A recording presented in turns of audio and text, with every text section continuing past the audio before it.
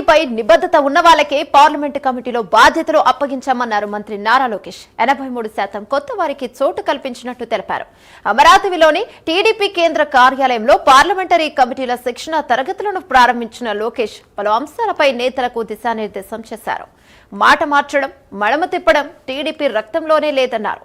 సంక్షేమం, అభివృద్ధిని బోడెద్దుల్లా చంద్రబాబు నడిపిస్తున్నాడని అన్నారు లోకేష్. ఉన్నవారు కనుకనే ఈరోజు పార్టీ కమిటీలో మీకు మేము బాధ్యత కల్పిస్తాం జరిగింది. ఇక్కడ మీరు చూస్తే 83% మంది ఈరోజు పార్లమెంట్ కమిటీలో కొత్త వారు వస్తాం జరిగింది. మడమ తిప్పుతాం, మాట మార్చుతాం, మన బ్లడ్లోనే లేదు. అన్న ఎన్టీఆర్ని స్ఫూర్తి తీసుకుని సంక్షేమ అభివృద్ధి జోడెద్దుల బండిగా ముందరికి నడిపిస్తున్నాడు మన నాయకుడు చంద్రబాబు నాయుడు గారు. ఈరోజు భారతదేశంలో అభివృద్ధి సంక్షేమానికి ఒక బ్రాండ్ అంబాసిడర్ ఉన్నాడంటే అది 3 అక్షరాల పేరు, ఒక సిబిఎన్ మాత్రమే. ఆయన ఎప్పుడు ఒక ట్రెండ్ సెటర్. మన నాయకుడు సంక్షేమ అభివృద్ధికి బ్రాండ్ అంబాసిడర్ అవుతే ఒక టీమ్ 11 ఉందండి.